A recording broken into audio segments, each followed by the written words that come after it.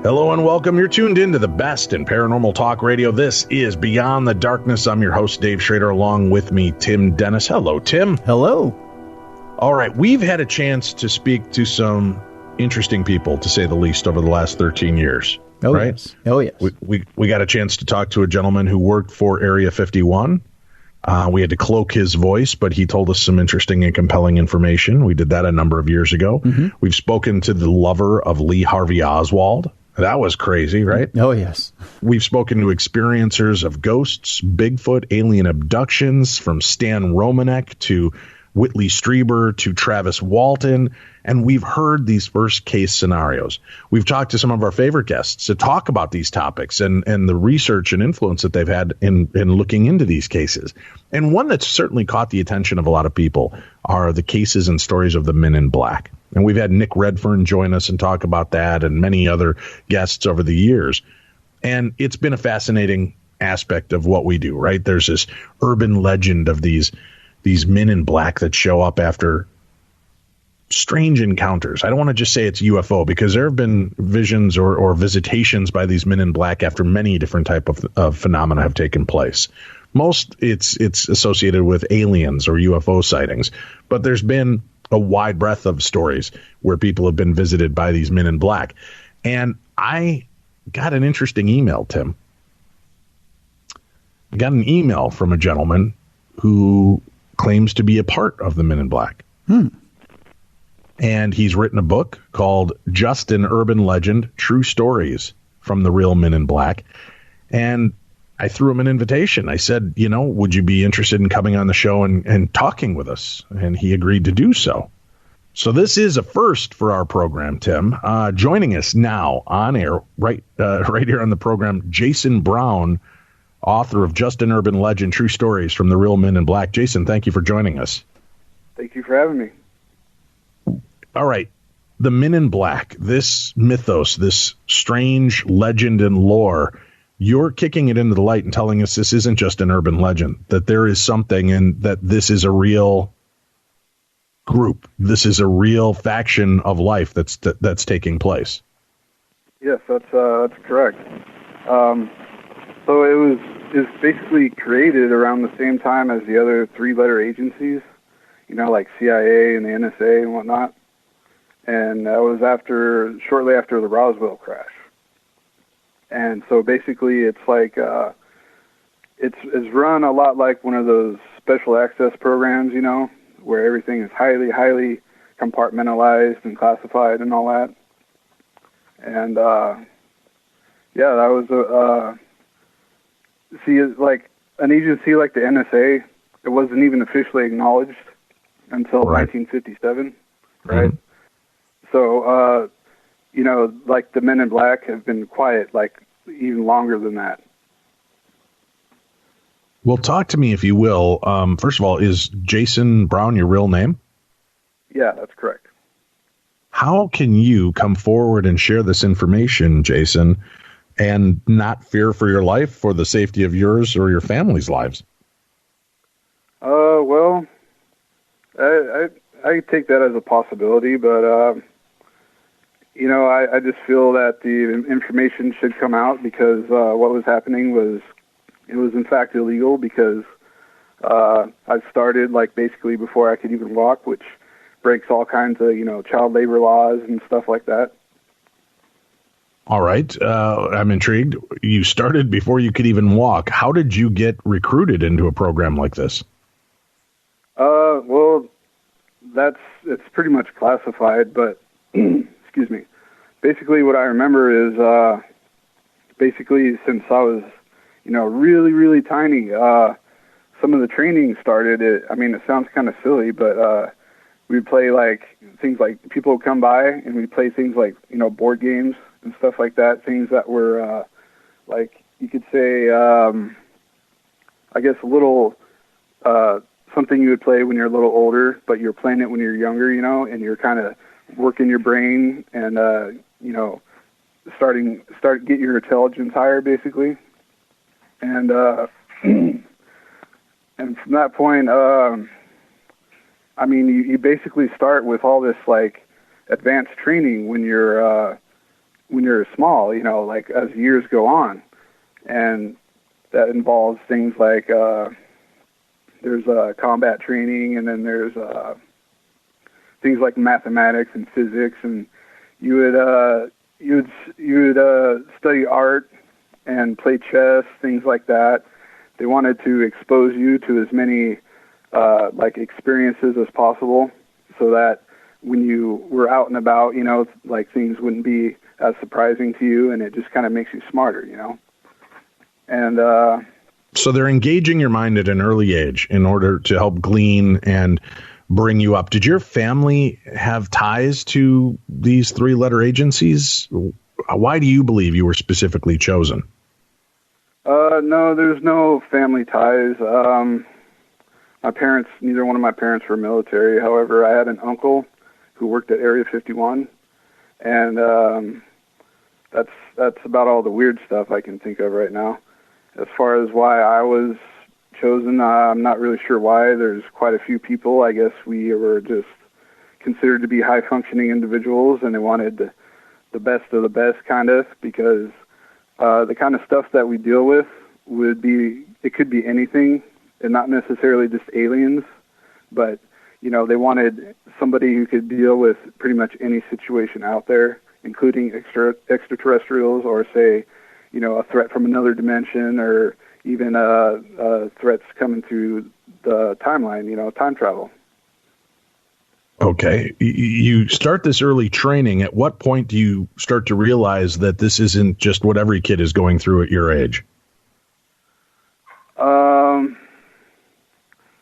That didn't really cross my mind for a really long time, because as I was, I started time traveling when I was really little. Like in my personal case, most of my involvement involved like time travel and that kind of thing. And I was just a real little guy, like 5 years old. And at the time, I didn't really like realize what I was doing was that big of a deal. Sorry for the dog there. She's yelping. But so I would go back in time when I was this little kid, and I would meet these people and see these things, and like Abraham Lincoln or something, and we'd go back in the past, and we would see all this stuff. And at the time, what it felt like is like a field trip for history class, because you're a little kid and you're all about having fun and excitement and all that kind of thing, but you don't really realize the gravity of the situation of what you're seeing. And so I guess it wasn't until later on, I'd say about around my 20s or so, I realized, hey, like, this is pretty major kind of stuff. And, what can I do with this information? Maybe I should get it out there, because there are quite a few people out there who are actually involved in this too. And one of the things that it deals with is memory compartmentalization, because it's so highly classified, top secret, that what they do is they wipe your memory of like the last 24 hours.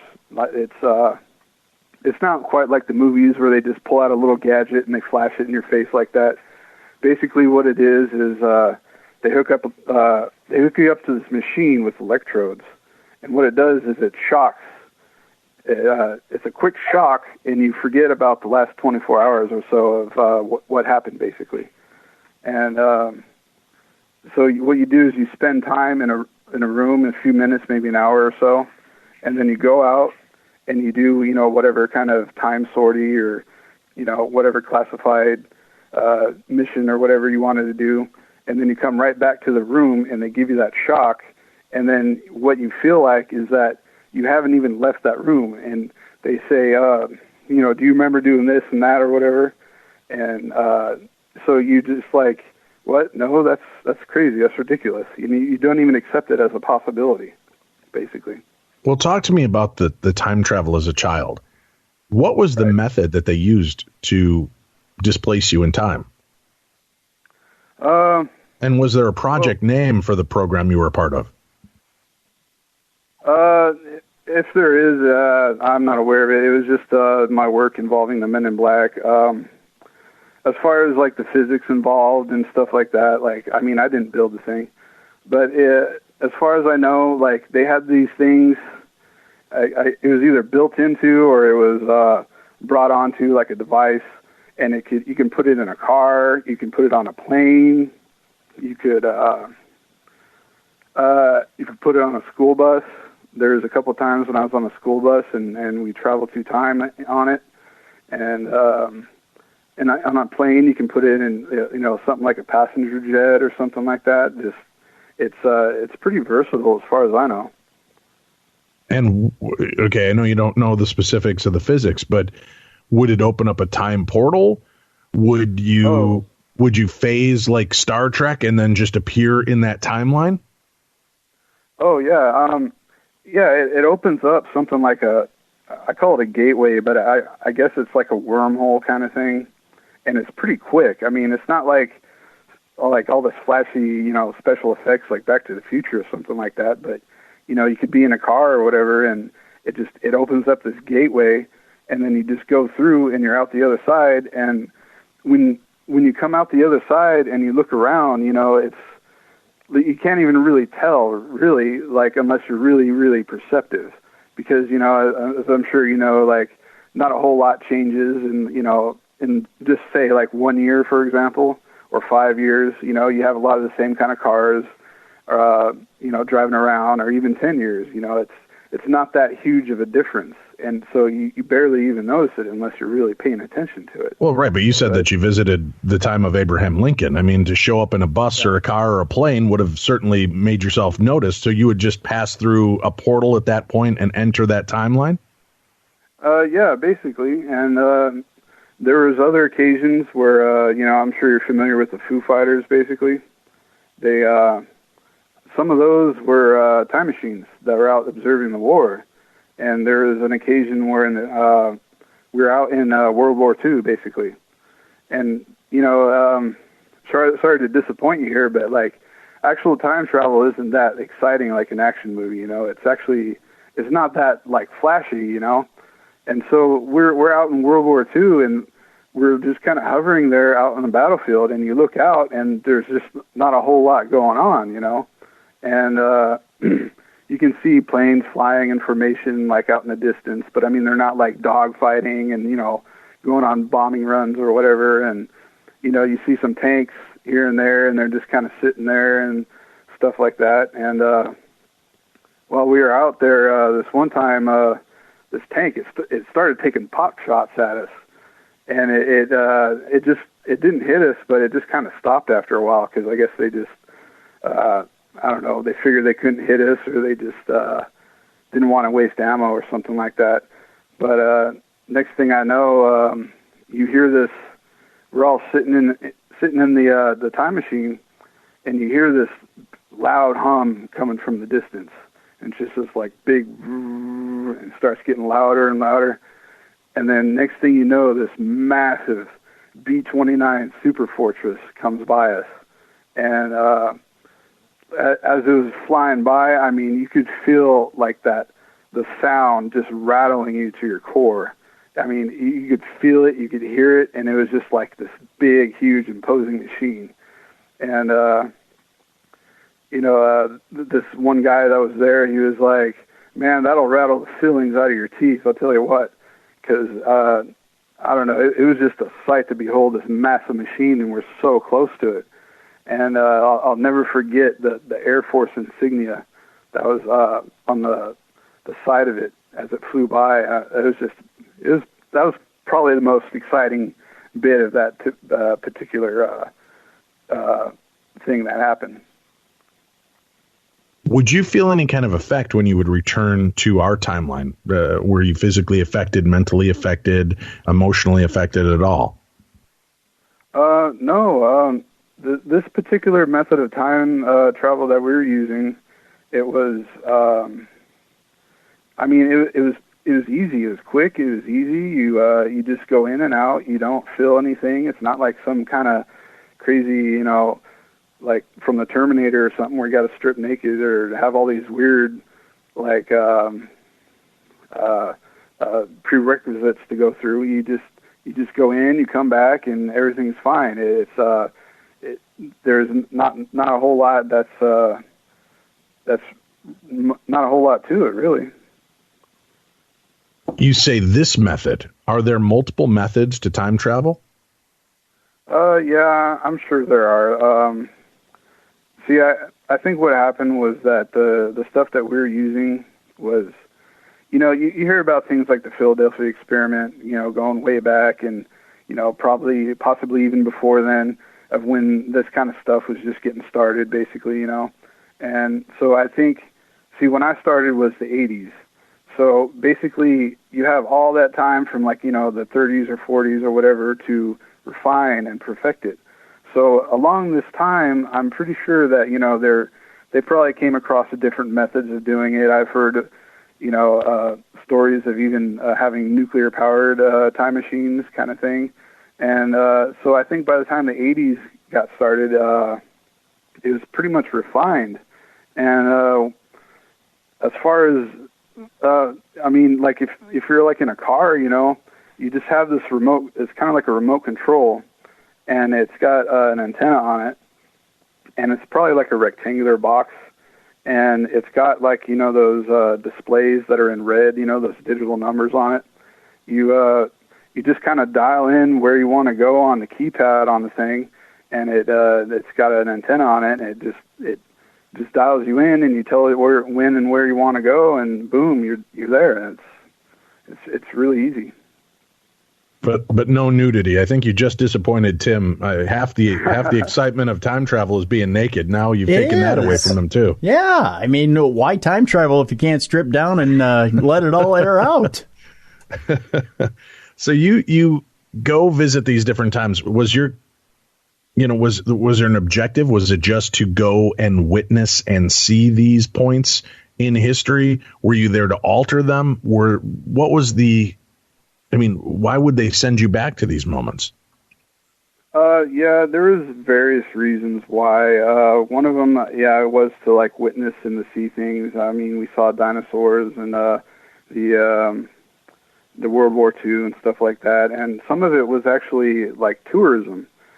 Some of the people that we were bringing back, when the M.I.B first got it started, there was a lot of illegal activity because, I mean, you can't just charge $200 for a toilet seat or $100 for a hammer, right? Because it still leaves a paper trail. So a lot of the ways of acquiring this funding was through illegal means, and some of those illegal means were in fact unethical. So basically, around I have this saying. I always say everything changed in the 80s. There was kind of a turnaround there where they started wanting to acquire the funding through more ethical means. And one of those ethical means was time travel tourism, basically, which is what I saw on the Foo Fighter. And there was, it's basically for rich people right now, anyway. And but some of the other stuff I was doing, it was basically escorting people around. Sometimes, if a person who wants to travel through time in this tourism wants to be walking around or something like that, then you kind of take a course and you have to get qualified in order to do this first. So one of my jobs while I was out doing this was I would just kind of follow them around and, keep an eye on them because when you're a kid, you kind of see things in a different light. You notice things that adults don't really notice, right? And this one guy I was with, we were walking around in a war zone during World War II, and so we were just walking along, and he was just, we were just observing all the bombed out buildings and everything, and just kind of checking things out. There wasn't, bullets flying everywhere and all kinds of action and all kinds of stuff like that. But we're just walking around the rubble, and then all of a sudden I see this grenade on the ground, right? And he didn't even notice it. And so I was like, oh, quick, I remember my training. We ducked behind something, and we just sat there for a couple minutes, and then nothing happened. So we got back up, and we went over there and looked back at it, and, it wasn't doing anything. So we're like, oh, well, it must have been a dud. It must have been sitting there for a while. And some of the other things that I was doing was, it was just kind of like keeping an eye on people, basically. Like you would, sometimes you go back with a group, this group of ladies and stuff that they're going around, and you have to remain inconspicuous, basically. Like if you're driving around in a car, you can't be, speeding, weaving around or anything like that. You can't be getting pulled over, that kind of thing. And you have to make sure that you have to kind of keep everybody else in line, kind of watch over them. You have to sort of protect them, kind of like bodyguarding duty. I did a lot of bodyguarding kind of duty where you just kind of follow people around and let them do their thing and make sure they don't create too much ripples, in the time stream, basically. And you said that you'd go with a group of women? Oh, yeah, sometimes. I mean, that was just... Was this tourism, or was this an actual... I mean, was there a point to this? Yeah, it was tourism. One case was with a group of women. We went back to, it was this club in Hollywood or something like that, and it was just kind of going around and checking things out, kind of sort of think of it like a beta test, basically. Just kind of seeing if it's kind of like, workable in order to wait a minute. money off it. Right, so...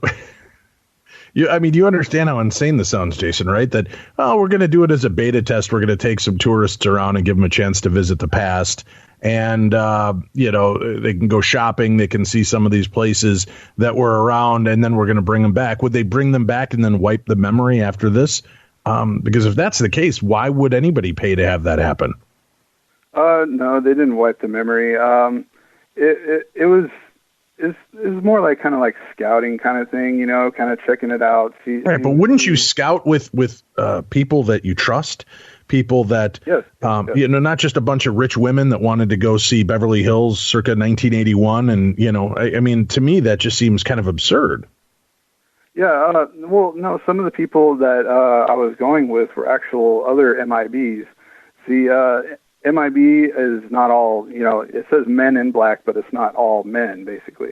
And, I mean, the term men is kind of like, the term for soldiers, back in the day, like. Right, or policemen, firemen. It was just a universal title.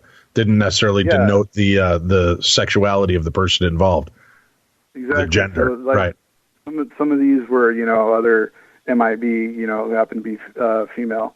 And, but, things in like the Foo Fighter, when you're traveling around in these high danger areas, like say World War II or something like that, then, you'd be up in a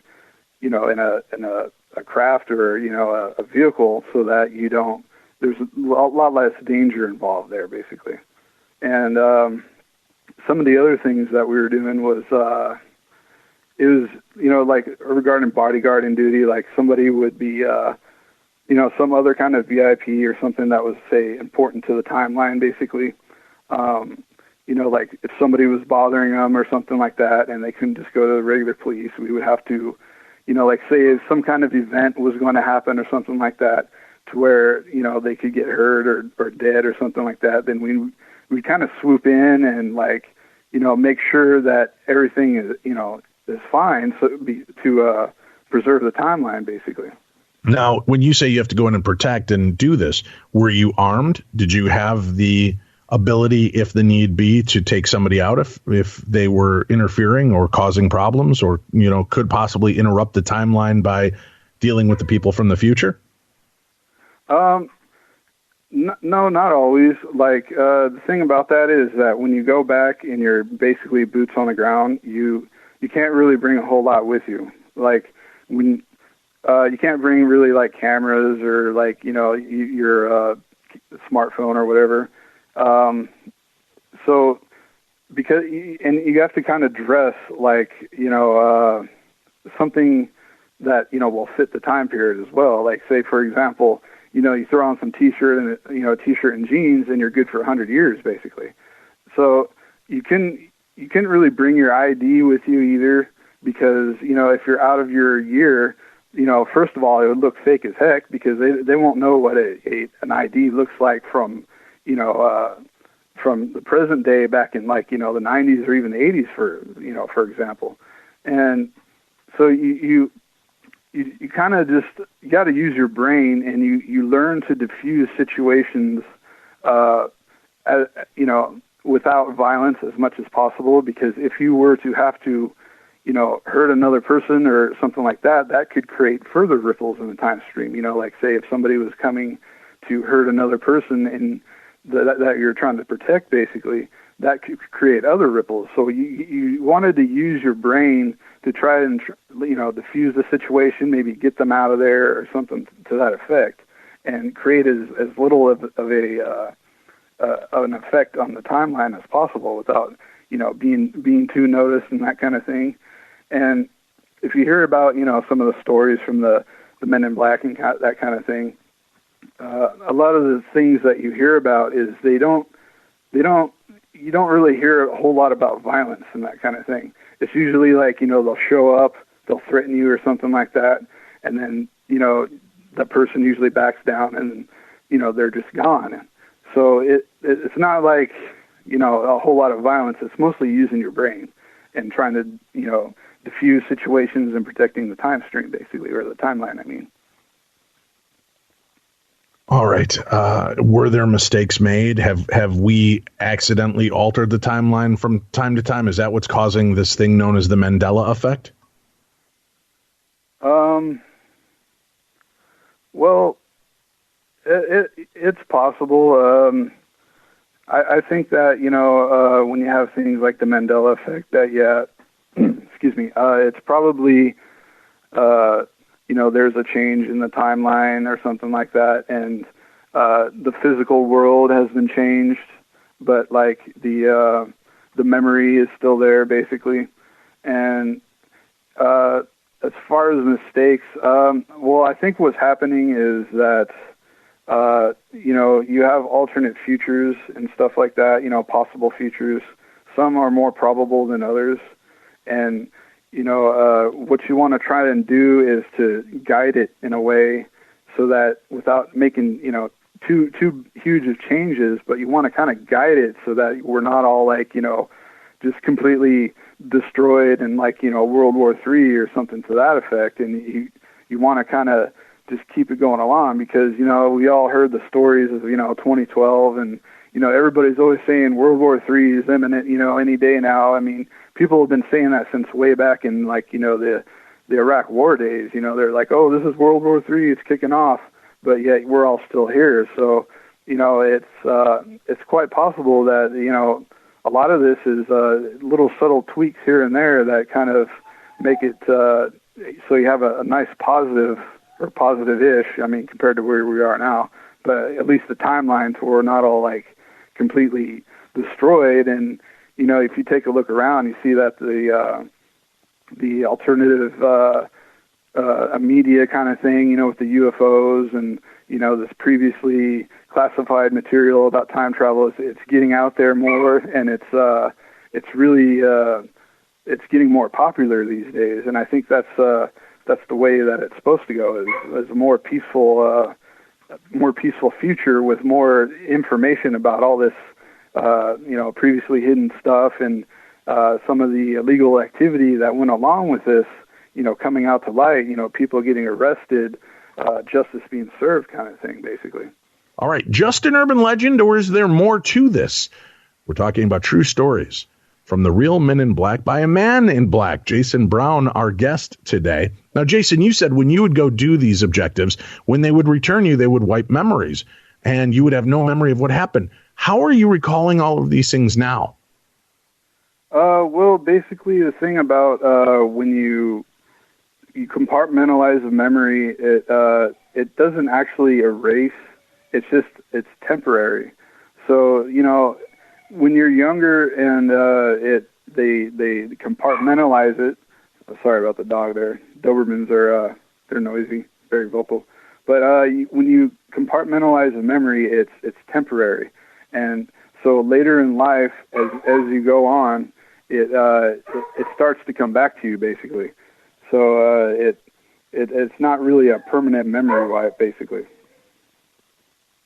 All right. Now that seems dangerous as well. If they're doing this and bandying back and forth in time, exploring these options, and they're not able to wipe your memory, what keeps people like you from exposing this? And why would you feel this is the time for you to step up and share? Aren't you worried about your own safety? No, not really. I mean, if something was going to happen, it would have happened already. I think that, this kind of stuff, it needs to come out in the public, because what was going on, I mean, you're breaking child labor laws and stuff. I was just a little kid, and, doing this stuff. And I mean, not all as a little kid, but I mean, it started when I was, under 18 basically. And, so, I mean, it's legal and it's classified. Some of the, technology that we're using involves things like free energy and stuff like that. And I really think that, that kind of stuff, it really needs to, come out in the open. There was others, there's other technology out there, like, that there's this machine that could, like, it could kind of like, I don't know how to put it. It sort of weaves or stitches like a wound back together. Like you could have a completely severed arm, and what it does is it reattaches it, and it stitches it all back together with like this nanotechnology. And okay, I mean, you have life extension technology and stuff like that. A lot of it gets like suppressed, and because when you have something like a free energy device that can power your house or your car or something like that, it basically, what's stopping somebody from weaponizing it, basically? So, I mean, there's, you got to get some of these people who are involved in this illegal activity, out, off the streets and arrested, so we can have, a safer world, to where we can use that, this technology without people getting hurt, basically. And I think that technology really needs to come out in the open, and people who are involved in the illegal activity to, face justice, basically. With that, we're going to take a quick break. When we come back, we'll hear more. But right now, it's time for a brand new adventure, Theater of the Mind. Today's Theater of the Mind comes from the real-life experience of Greg Olson. Terror in the Night. This event occurred sometime in mid-December of 1988 in Bay Cliff, Texas, along Galveston Bay. I worked night shift, and when I got done early, around 4 a.m., sometimes I would want to unwind by getting some extra exercise in. Usually it would be in the form of a bike ride. Well, this night, I really felt like jogging. I lived in a mobile home close to Galveston Bay, approximately 2 miles away. There was a large flood-controlled ditch that ran east to west, right by my mobile home, all the way to the bay. The flood-controlled ditch was about 30 feet wide at the top, about 15 feet wide at the bottom, and about 20 feet deep. The sides of the ditch sloped down at an approximate angle of 45 degrees. It was unpaved, so it was all natural grass in the ditch. When the jogging mood hit me, I would run down my side of the ditch and climb up the other side and jog down its easement all the way to the highway in front of Galveston Bay, and then turn around and jog back. The first 100 yards or so of the easement, there was a subdivision on the far side of the ditch. But once you passed the subdivision, it was just coastal forest land. I've been jogging this path for about 5 years at this time, and also spent a considerable amount of time exploring that forest. I never found any surprises in there. The only thing of note about the forest is that it is surrounded by a local power plant. There was a caliche access road that ran north and south out of the neighborhood on the north side of the ditch and meandered about 5 miles or so to where the power plant was off to the south. While the south side of the ditch was open forest, the north side of the ditch was a modestly populated residential area, a mix of mobile homes and houses all along the north side. As I said, the jogging mood hit me. I wouldn't normally jog this path at night. The reason is that there were a lot of dogs on the north side, and many of them were free range. The dogs would bark and make a lot of noise when me, and sometimes me and my dogs, would jog through there. That didn't bother me, but I never went down here at night because I didn't want the dogs to wake up the neighborhood. I typically would jog through here in late morning so not to do anything annoying to the denizens of this area. This mid-December night, the jogging muse was upon me, and I felt that the path wouldn't be disruptive as the temperature was pretty cold, mid-30s. The late, around 2:30 a.m. I felt between the time and the temperature the dogs would be sleeping pretty soundly, dreaming of chasing cars and whatnot, and never knew I would be there. So I take off jogging, cross the ditch to the south, and then turn east and jog down the ditch easement towards the bay. I think it's a quarter moon. Between the ambient glow of the street and house lights in the north of me and the light from the moon and the stars, there is more than enough light to see by to not worry about tripping over anything. I pass the subdivisions on the south side, start going by the woods behind the subdivision, and then eventually cross the access road that goes off for miles to the power plant. 20 or 30 yards past the access road, I stop dead in my tracks. I can't explain it, but all of a sudden, I feel terrified. I was in my early 20s and wasn't afraid of anything out in the woods. I was shocked that, from nowhere, I started feeling so very afraid. I do a slow 360-degree turn and check all my surroundings. It's a completely still night. No wind. No branches are moving. I see no moving shadows or anything out of the ordinary. There's nothing I can hear, see, or smell to ping my senses with. I angrily tell myself, grow up.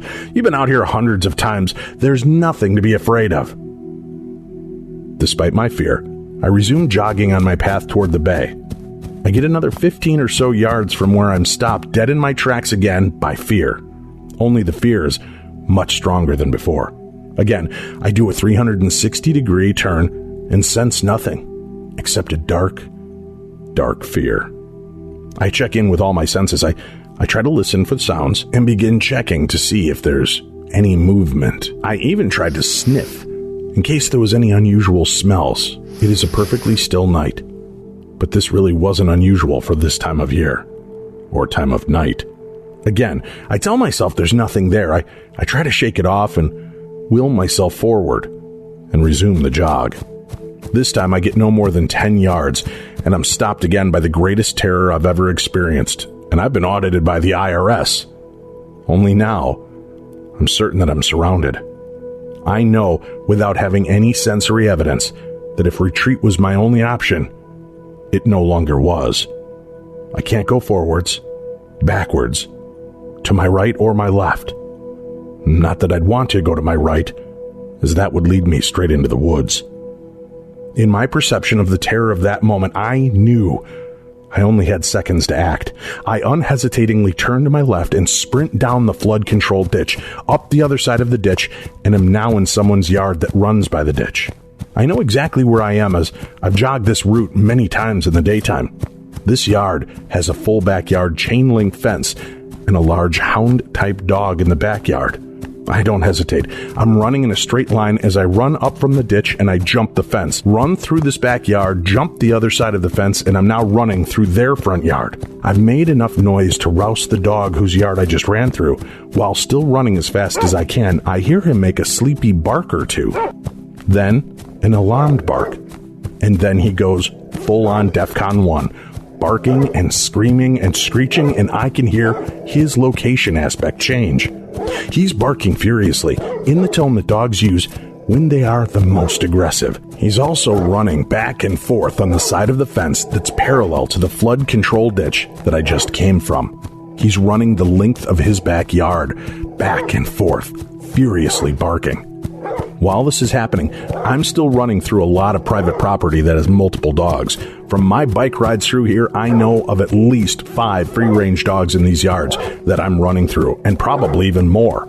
I hear all of the dogs repeat the same process. A couple of sleepy barks, an alarmed bark, then furious barking. But each and every one of them, instead of chasing the fleeing human running through the yard, run towards, but do not cross the flood-controlled ditch. They're all staying on the north side of the ditch, even though I've run through at least 8 yards, most of them having dogs. Not a single dog chased me, even after the first dog literally woke up the neighborhood. I make it to the main street that'll take me back to the street that runs to my yard.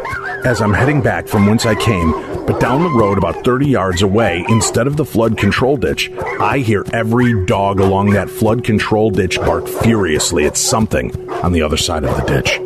I've heard every dog along the way bark at me and my dogs as we happily went down that ditch during daytime. I've never heard them as riled up as this. Before I get back to my trailer, I hear an owner or two scold their dogs for the racket, and the barking intensity begins to subside. But they're still barking, just not as severely. By the time I get back to my trailer, it's mostly quiet night again, with only an occasional dog bark from whence I came. I collapse on the floor of my trailer. Besides the shock of the terror, I've now sprinted full speed for close to a mile, and at this point, across every uneven terrain before I got back to the roads. My own 2 dogs, sensing my emotional state, converge on me to make sure I'm okay, in that doggy way. They're all certain I need some licks and some jumps to fully recover, and I'm pretty sure they were right. As I started to calm down, I had 2 thoughts. One, what in the hell just happened? I've been running around at night in wooded areas and near wooded areas for over 10 years by this point. This was not an unknown area for me. I've never been scared in the woods. My second thought, as I'm cavorting with my dogs, is, did their brethren just save me from the terror in the night? My answer then, and still, is an emphatic yes. Every dog in a 7 or 8 block line went off, barking furiously at something on the other side of that ditch. A darkness, something that was trying to stalk me in the night. I have been barked at by all of those dogs while biking and jogging. Their barking pattern and intensity has never been and was never like it was that night. As far as I'm concerned, yes, they did save me from the terror in the night.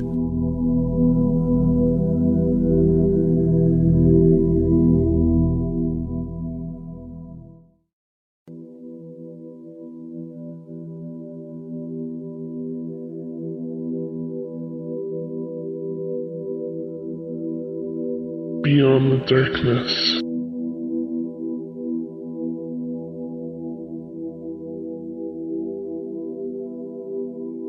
We're back. This is the best in paranormal talk radio. This is Beyond the Darkness.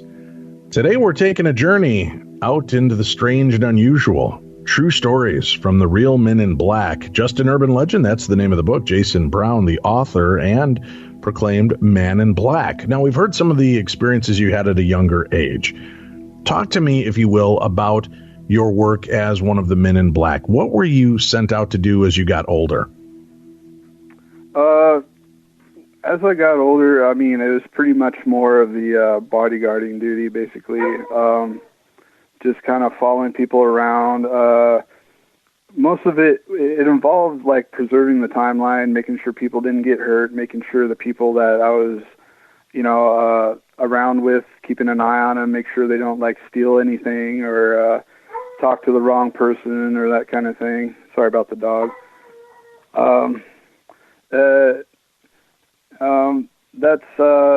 That's pretty much it, basically. It's mostly just keeping an eye on things and making sure everything is good to go, basically.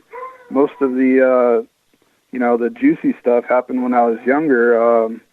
One of the things that we did that wasn't time travel related was that we were actually out investigating a UFO. And basically what happened was I was brought out to this Army base or a military base, I should say, probably Air Force base, and they wanted us to investigate a UFO that they got a report of that was hanging out, over the ocean, and it was just kind of sitting there, basically. So I was brought in, and I had 2 other M.I.B with me. They were girls, and they were, from what I understand, they were supposed to be like some kind of psychic sensitive or something like that.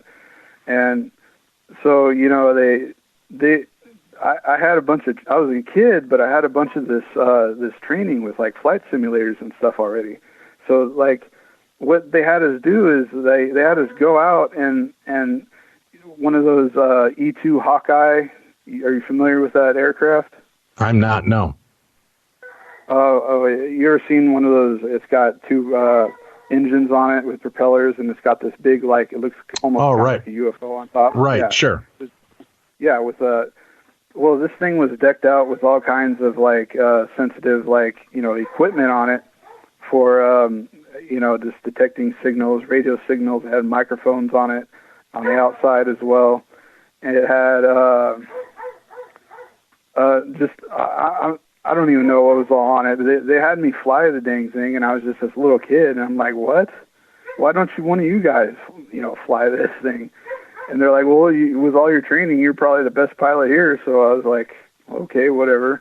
And, I was just this little guy, and I couldn't even, like, I had to stand on the seat in order to see, basically. So as we were taking off the runway, we were I was flying by instrument basically until we got out to the UFO that was hanging out there over the ocean. And if you're seeing the Flight of the Navigator movie where they have that almond-shaped UFO basically, right? Yeah, it looked exactly like that. And so as we got to it, I was standing on the seat, and they wanted us to fly as close to it as possible. And what you did was you would fly basically like closer and closer around a circle, trying not to spook it, And they had some other people on board, they were going through all the radio, the radio spectrum and everything, looking for signals and stuff like that, and it just wasn't doing anything. And underneath the wings of this E2 Hawkeye, they had something, I don't know what to call it. I call it sticky chaff or something like that. It was basically like this orange paint that you would fly over something and you would spray it. It was like blaze orange paint, like when you want to really see something in case it like cloaks basically. And so we flew over that thing and we sprayed it with that paint so it couldn't cloak and disappear. And that's basically when it took off after that. And that was pretty much it. I mean, sorry, it's not, some huge firefight or something like that, but it was, I don't know, I thought that was pretty interesting. It's not every little thing that we dealt with is time travel, but in my case, a lot of it was. All right. So this, I'm guessing, multi-billion-dollar endeavor, and they just trust a child who can't even see over the steering wheel to take control of this and fly. Yeah, well, see, it wasn't just me by myself. There was this guy that was there. He was wearing a bomber jacket, and he had a partner with him, this woman. She was in a long trench coat, basically. And he, the guy that was there, he was standing right behind me, making sure, everything was okay. He was, I'm sure he was trained to fly the aircraft if need be. But I mean, I can't say why they had me doing this kind of thing. I mean, it sounds pretty crazy even to me, but that's the way it happened, basically. All right. I'm trying to phrase these questions as respectfully as I can, because from the outside, I mean, you're coming forward to open up and share some of this information that you feel should be told to the general public. But you understand how absurd and ludicrous this entire story sounds, right? Oh, yeah, I do. It doesn't, like, using kids and having, them work with all this classified technology, it doesn't really sound believable. But I mean, hey, a lot of stuff out there really isn't. But I know what I saw. It was you have that other guy, Andy Basiago. I mean, he was there having him, doing time travel stuff, when he was a kid back in the 70s or something like that. Right. Yeah, and so I mean, it's not really a new thing, I guess, in this type of subject matter of using, kids to do this. But I mean, I guess what the way they saw it is when you start at a young age that you see things differently, and you notice things other people didn't notice, and it was also a little bit of kind of being inconspicuous. You're not like some shady kind of character or whatever. Nobody's expecting it to come from a kid, basically. That the kid is out there watching things and stuff like that, basically. Is it because a kid is going to be much less conspicuous that they go with these kids to do what they're doing? It's not entirely about being less conspicuous. It's because you start with your training at such a young age that you have a more of a skill set by the time you're a little older, even at 5 years old or something like that, or older. So, I mean, by the time you are an actual adult, then, you should be able to handle yourself better than somebody who was, say, some 18, 20-year-old kid who just joined the military and only has 2 years of training, basically. So when you start them young like that, you can get surprisingly competent at a younger age than if you were to start later in life, basically. That was the idea behind it. How long were you a member of this organization? I still am pretty much. Basically, I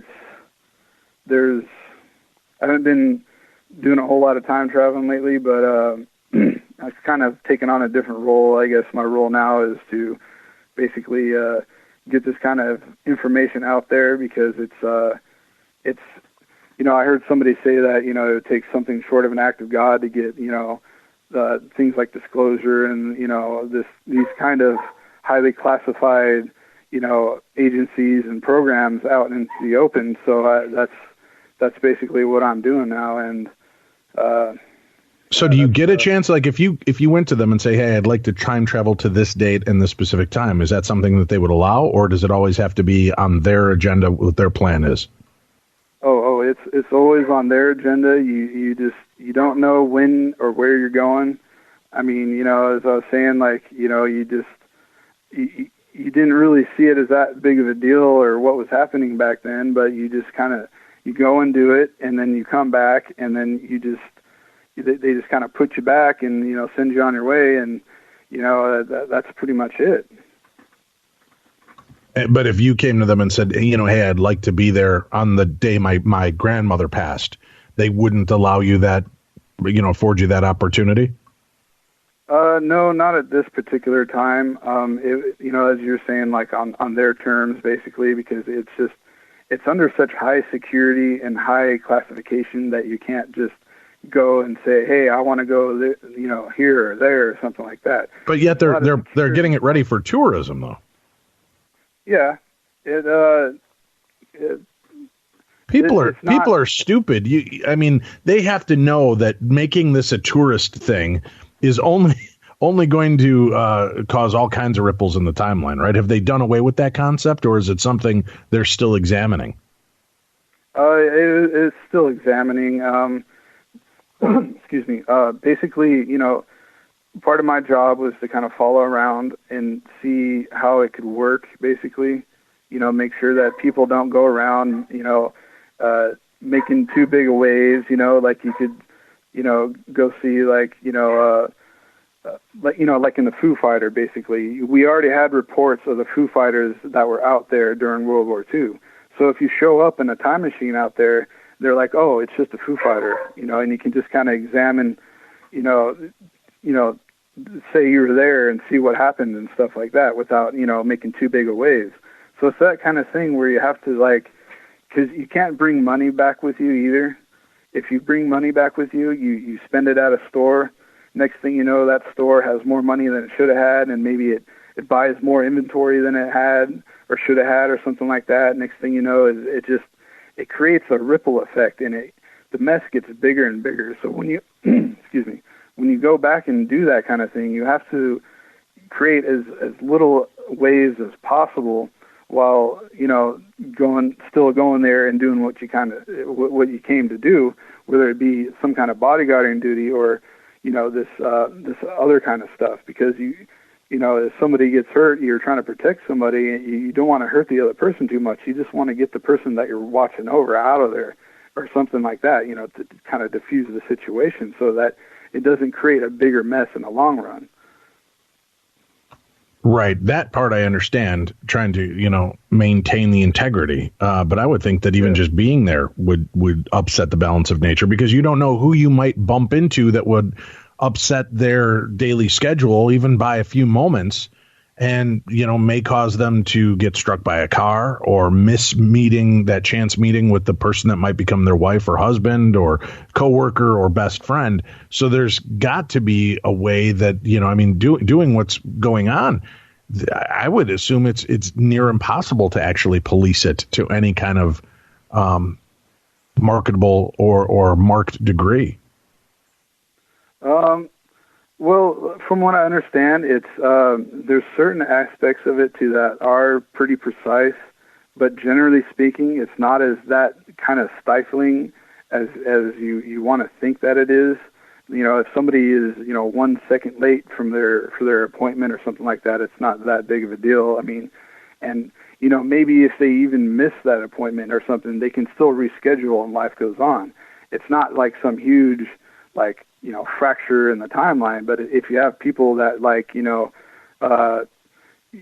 get hurt or seriously hurt or killed or something like that, then yeah, that can create, a bigger ripple effect. Or, spending money and a few dollars, at a store when you're back in time or something doesn't sound like a big deal, but you still want to kind of avoid that and make as little ways as possible while you're out there doing it, so that you don't have to worry about it coming back to bite you later, because you just never know. But it's not as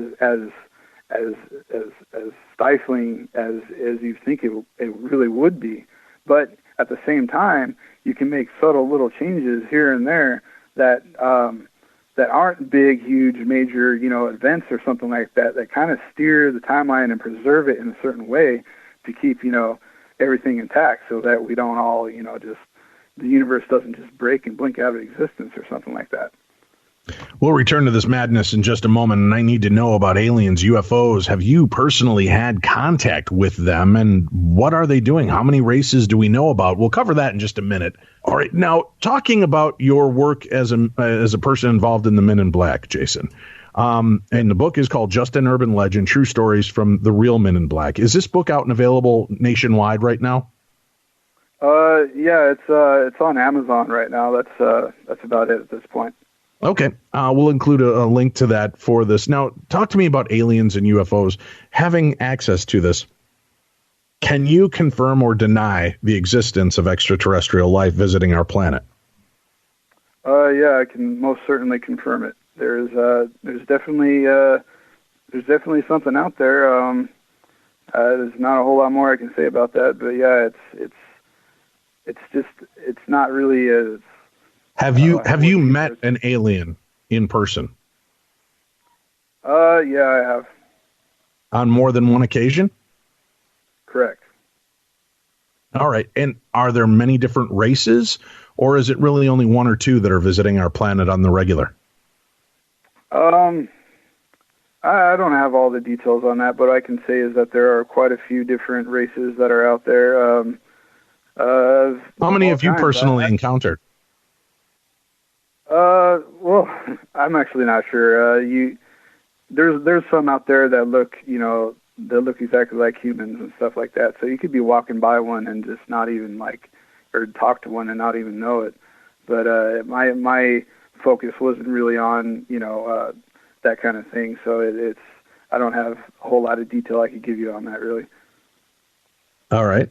And what about alien craft? Have you seen or been aboard any? Well, the thing about that, the UFO that we were investigating, the only thing that we can glean from it was that they were the two girls that were with us that said that were supposedly psychically sensitive. They just said that they didn't detect any danger and that they were just looking around. As far as whether they're human or not, I mean, you you look at a UFO and stuff like that, and you don't know who's aboard, really. You know what I mean?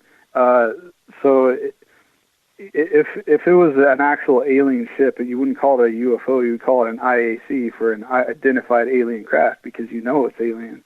So as far as that goes, I mean, you know, that's about it, you know.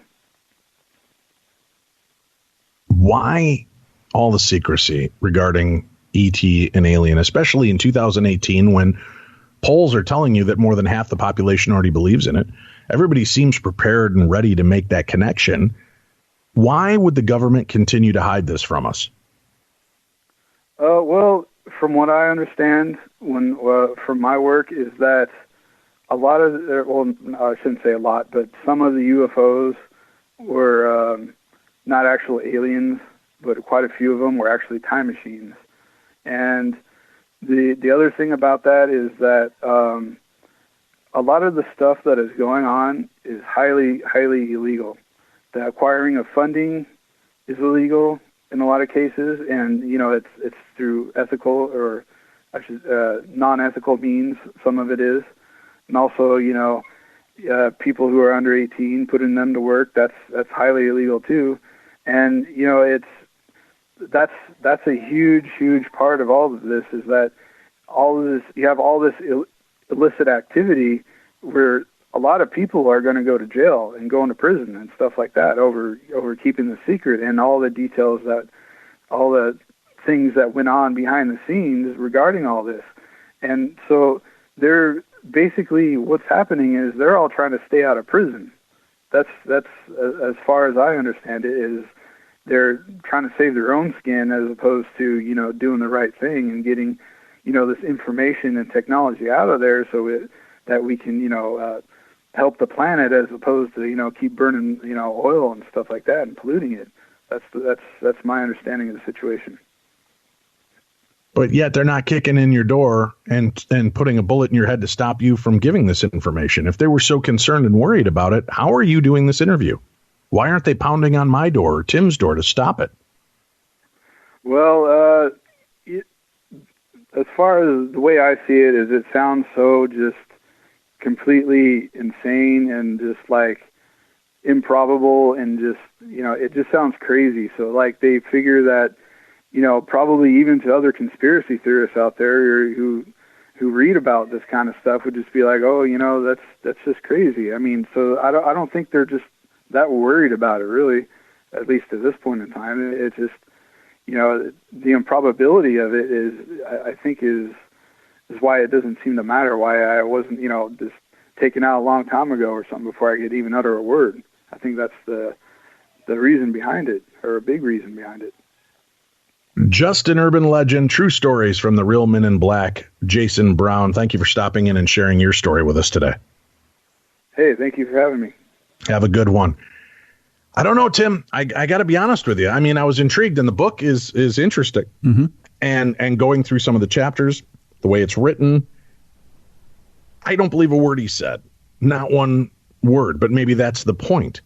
Maybe that's why they let people like Jason Brown write these books, is because, as he stated, it is so far out there that even those of us predisposed to believe have a hard time believing in this.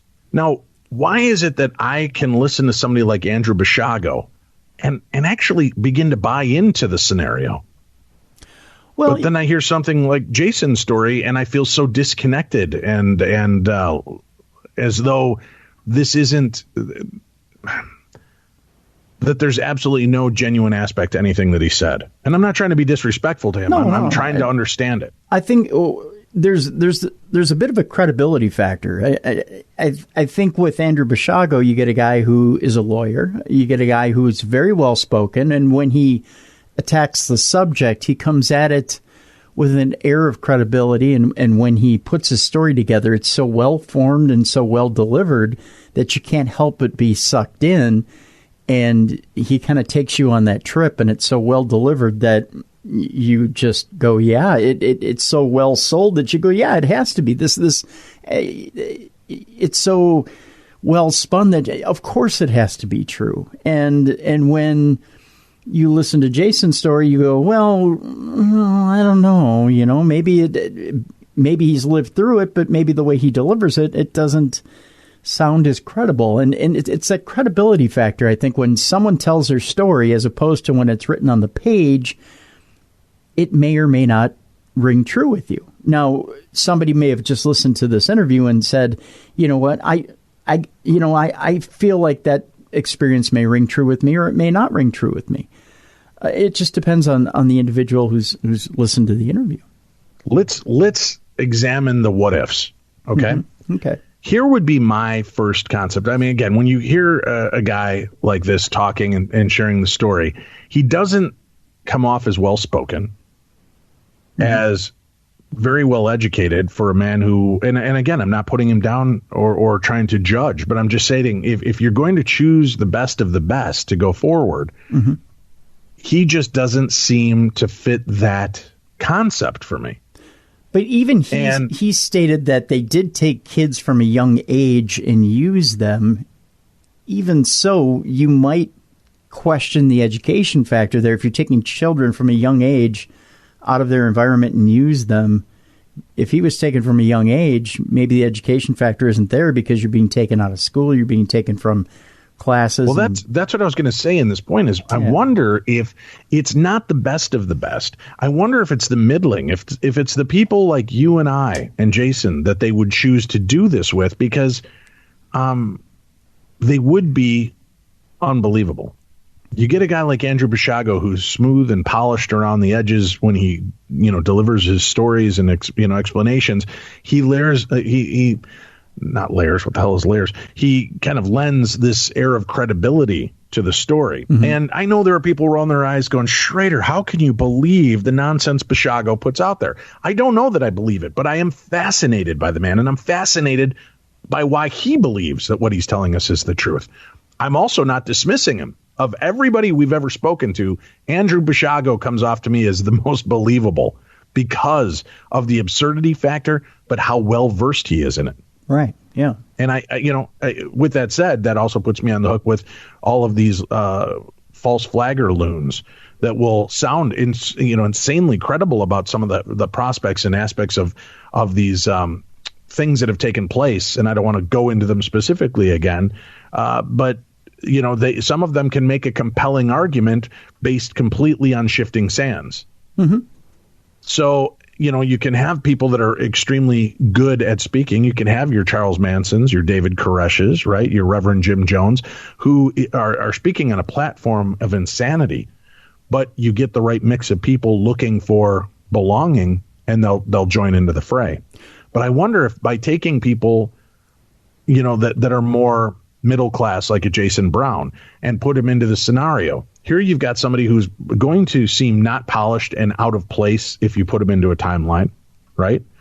You're going to have somebody who is not necessarily overthinking or what's the proper word I'm looking for here?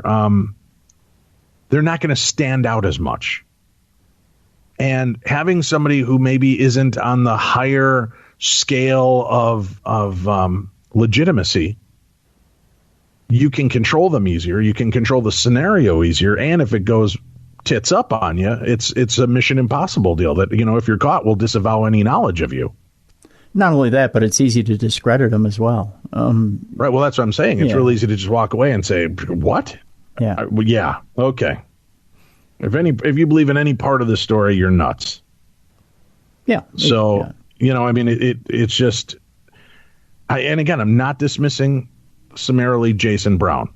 There's enough weirdness in the fact that he's telling the story and who he is that makes my spidey sense tingle on the BS meter at an extremely high rate. But there's also the fact that I just find it fascinating that he believes this is true, and that he believes that he's had these experiences. And I didn't get the sense from him that he was just blowing smoke to blow smoke. I believe he's telling a truth in his world. Does that make sense? Yeah. Oh, yeah.